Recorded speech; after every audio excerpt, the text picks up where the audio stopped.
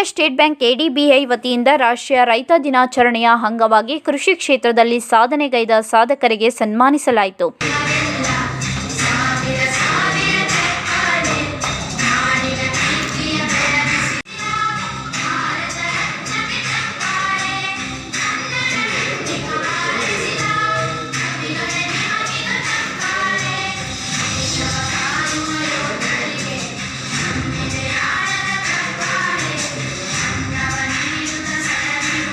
ಬಂದಂತಹ ರೈತರಿಗೆ ಮಾಸ್ಕ್ ಹಾಗೂ ಗುಲಾಬಿ ಹೂಗಳನ್ನು ಕೊಟ್ಟು ಬರಮಾಡಿಕೊಂಡ ಬ್ಯಾಂಕ್ ಸಿಬ್ಬಂದಿ ವರ್ಗ ರಾಷ್ಟ್ರೀಯ ರೈತ ದಿನಾಚರಣೆಯನ್ನು ತುಂಬ ಸರಳವಾಗಿ ಹಾಗೂ ಅರ್ಥಪೂರ್ಣವಾಗಿ ಆಚರಿಸಿದರು. ಇನ್ನು ಪ್ರಾಸ್ತಾವಿಕವಾಗಿ ಮಾತನಾಡಿದ ಭಾರತೀಯ ಸ್ಟೇಟ್ ಬ್ಯಾಂಕ್ ಕೃಷಿ ಅಭಿವೃದ್ಧಿ ಶಾಖೆಯ ಉಪಮುಖ್ಯ ಪ್ರಬಂಧಕರೂ ಆದಂತಹ ರಾಮಪ್ಪ ಗಾಣಿಗೆರೆ ಅವರು ರೈತರ ಏಳಿಗೆಗಾಗಿ ಸಾಕಷ್ಟು ಶ್ರಮಪಟ್ಟ ಮಾಜಿ ಪ್ರಧಾನಿ ಚೌಧರಿ ಚರಣ್ ಸಿಂಗ್ ಅವರ ಜನ್ಮದಿನದಂದು ರಾಷ್ಟ್ರೀಯ ರೈತ ದಿನಾಚರಣೆ ಆಚರಿಸುತ್ತೇವೆ ಎಂದು ಹೇಳಿ, ರೈತ ಇರದೆ ನಾಡೇ ಇಲ್ಲ, ರೈತನೇ ದೇಶದ ಬೆನ್ನೆಲುಬು, ಅಂತಹ ರೈತನಿಗೆ ನಮ್ಮ ಬ್ಯಾಂಕಿನ ಸಹಾಯ ಸಹಕಾರ ಯಾವತ್ತಿಗೂ ಇರುತ್ತದೆ ಎಂದು ಹೇಳುತ್ತಾ, ಮಣ್ಣಿನ ರಸಸಾರ, ಬೆಳೆಗಳಿಗೆ ಬೇಕಾದ ಪೋಷಕಾಂಶಗಳು, ಲಘು ಪೋಷಕಾಂಶಗಳು ಮತ್ತು ಸೂಕ್ಷ್ಮ ಪೋಷಕಾಂಶಗಳ ಬಗ್ಗೆ ವಿವರಿಸುತ್ತಾ ಸಾವಯವ ಕೃಷಿಯತ್ತ ಹೆಚ್ಚು ಗಮನ ಹರಿಸುವಂತೆ ತಿಳುವಳಿಕೆ ಮೂಡಿಸಿದರು.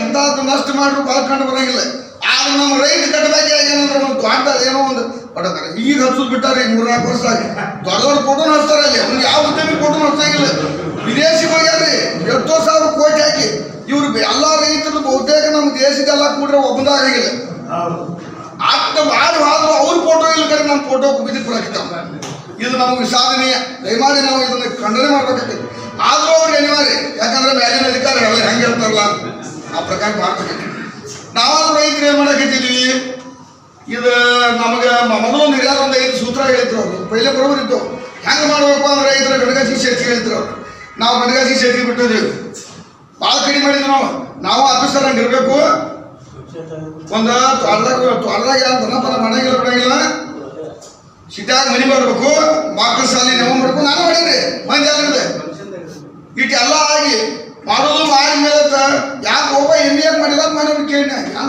ನೆರೆದಿದ್ದ ರೈತರಲ್ಲಿ ಮತ್ತೋರ್ವ ರೈತ ಭಾರತೀಯ ಸ್ಟೇಟ್ ಬ್ಯಾಂಕ್ನಿಂದ ಹಲವಾರು ಬಾರಿ ಕಟಾಬಾಕಿ ಸಾಲಗಾರರಿಗೆ ಸಾಲ ಮರುಪಾವತಿಸಿ ಋಣಮುಕ್ತರಾಗಲು ಅವಕಾಶ ಕಲ್ಪಿಸಿಕೊಟ್ಟಿದ್ದು ಮಾನವೀಯತೆಯ ದೃಷ್ಟಿಯಿಂದ ಸ್ವಾಗತಾರ್ಹ.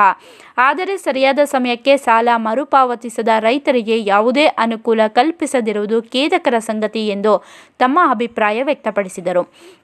ಪ್ರಸ್ತುತ 4% ಬಡ್ಡಿ ದರದಲ್ಲಿ 3 ಲಕ್ಷದವರೆಗೆ ಮಾತ್ರ ಸಾಲ ಕೊಡಲಾಗುತ್ತಿತ್ತು. ಅದನ್ನು 10 ಲಕ್ಷದವರೆಗೂ ವಿಸ್ತರಿಸಿದರೆ ದೊಡ್ಡ ರೈತರಿಗೂ ಅನುಕೂಲವಾಗುತ್ತೆ ಎಂದು ತಮ್ಮ ಅಭಿಪ್ರಾಯ ವ್ಯಕ್ತಪಡಿಸಿದರು. ಕಾರ್ಯಕ್ರಮದ ಮುಖ್ಯ ಅತಿಥಿ ಶಿವರಾಯ ಯಲಡಗಿ ಮಾತನಾಡುತ್ತಾ, ಜಮಖಂಡಿ, ಹತಣಿ, ಬಬಲೇಶ್ವರ, ರಾಯಬಾಗ, ಮುಧೋಳ ಈ ಎಲ್ಲ ತಾಲೂಕಿನ ರೈತರ ಅಭಿವೃದ್ಧಿಯಲ್ಲಿ ಈ ಬ್ಯಾಂಕು ಸಿಂಹಪಾಲು ಹೊಂದಿದೆ. ದಯವಿಟ್ಟು ಯಾವುದೇ ರೈತರು ಸಾಲ ಕಟಾಬಾಕಿ ಮಾಡದೆ ಸರಿಯಾದ ಸಮಯಕ್ಕೆ ಮರುಪಾವತಿ ಮಾಡಬೇಕು. ಇಲ್ಲದಿದ್ದರೆ ರೈತರಿಗೆ ಸಾಲ ನೀಡಲು ಬ್ಯಾಂಕುಗಳು ಸಾಲ ನೀಡಲು ಹಿಂದೇಟು ಹಾಕುವ ದಿನಗಳು ದೂರವಿಲ್ಲ ಎಂದು ಕಿವಿಮಾತು ಹೇಳಿದರು. ಈ ಕಾರ್ಯಕ್ರಮದಲ್ಲಿ ಅಧ್ಯಕ್ಷತೆಯನ್ನು ಮುಖ್ಯ ಶಾಖಾ ವ್ಯವಸ್ಥಾಪಕರು ಆದ ಕಿರಣ್ ಕುಮಾರ್ ಎಂಡಿ, ಮುಖ್ಯ ಅತಿಥಿಗಳಾಗಿ ಕೃಷಿ ಪಂಡಿತ ಪ್ರಶಸ್ತಿ ವಿಜೇತ ಹಾಗೂ ಪ್ರಗತಿಪರ ರೈತ ಶ್ರೀಯುತ ಶಿವರಾಯ್ ಗುರುಪಾದ ಯಲಡಗಿ ಶೇಗುಗುಣಾಸಿ, ಮತ್ತೋರ್ವ ಅತಿಥಿಯಾಗಿ ಪ್ರಗತಿಪರ ರೈತ ಪರಪ್ಪ ಕಲ್ಲಪ್ಪ ಹಂದಿಗುದ್ದ ಕಾಲತಿಪ್ಪಿ, ತಾಲೂಕು ರಬಕವಿ ಬನಹಟ್ಟಿ, ಉಪಮುಖ್ಯ ಪ್ರಬಂಧಕರು ಶ್ರೀಯುತ ಲಕ್ಷ್ಮಣ್ ನಂದೇಶ್ವರ, ಭಾರತೀಯ ಸ್ಟೇಟ್ ಬ್ಯಾಂಕ್ ಕೃಷಿ ಅಭಿವೃದ್ಧಿ ಶಾಖೆ ಜಮಖಂಡಿ ರಾಮ ಲಕ್ಷ್ಮಣ ಗಾಣಿಗೆರ ಉಪಶಾಖಾ ವ್ಯವಸ್ಥಾಪಕರು ಭಾಗವಹಿಸಿದ್ದರು.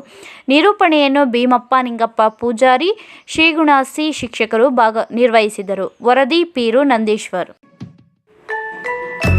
ನಗರ ಹಾಗೂ ಗ್ರಾಮಾಂತರ ಮಹಿಳೆಯರಿಗೆ ಸುವರ್ಣ ಅವಕಾಶ. ಹೆಲ್ತ್ ಕೇರ್ ಹೋಮ್ ಅಥವಾ ಹೋಮ್ ನರ್ಸಿಂಗ್ ಹೋಮ್ ಕೆಲಸ ಮಾಡಲು ಇಚ್ಛಿಸುವ ಮಹಿಳೆಯರಿಗೆ ಉಚಿತ ಊಟ ವಸತಿಯೊಂದಿಗೆ ಮಹಿಳಾ ಅಭ್ಯರ್ಥಿಗಳನ್ನು ಸಂಸ್ಥೆಗೆ ನೇರ ನೇಮಕಾತಿ ಮಾಡಿಕೊಳ್ಳಲಾಗುವುದು. ನಗರ ಹಾಗೂ ಗ್ರಾಮಾಂತರ ಮಹಿಳೆಯರಿಗೆ ಕೆಲಸ ಖಾಲಿ ಇದ್ದು ಸಂಸ್ಥೆಗೆ ನೇರ ನೇಮಕಾತಿ.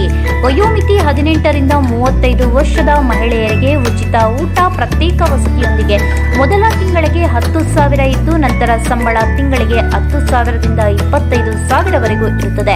ಇದು ಮಹಿಳೆಯರಿಗೆ ಮಾತ್ರ. ಸರ್ಕಾರದಿಂದ ಮಾನ್ಯತೆ ಪಡೆದ ಸಂಸ್ಥೆಗೆ 800 ಮಹಿಳಾ ಅಭ್ಯರ್ಥಿಗಳು ಬೇಕಾಗಿದ್ದಾರೆ. ನೇರ ನೇಮಕಾತಿ ಮೊದಲು ಬಂದವರಿಗೆ ಮೊದಲ ಆದ್ಯತೆ. ಹೆಲ್ತ್ ಕೇರ್ ಹೋಮ್ ನರ್ಸಿಂಗ್ ಹೋಮ್ನ ಕೆಲಸ ಗೊತ್ತಿಲ್ಲದ ಮಹಿಳೆಗೂ ಸಹ ಸರ್ಕಾರ ಮಾನ್ಯತೆ ಪಡೆದ ಸಂಸ್ಥೆಯಿಂದ ಉಚಿತವಾಗಿ ಕೆಲಸವನ್ನು ಕಲಿಸಿಕೊಡಲಾಗುವುದು. ಮೊದಲ 7 ತಿಂಗಳು health care home nursing home ಕೆಲಸವಿದ್ದು ನಂತರ ಮುಂದಿನ ಬಡ್ತಿಗೆ ಶಿಫಾರಸು ಮಾಡಲಾಗುವುದು. ವಿದ್ಯಾರ್ಹತೆ 5ರಿಂದ 7ನೇ ತರಗತಿ, SSLC ಪಾಸ್ ಅಥವಾ ಫೇಲ್. ಮಹಿಳೆಯರಿಗೆ ಮಾತ್ರ ಸುವರ್ಣ ಅವಕಾಶ. ಈ ಕೂಡಲೇ ಕರೆ ಮಾಡಿ 8792264676.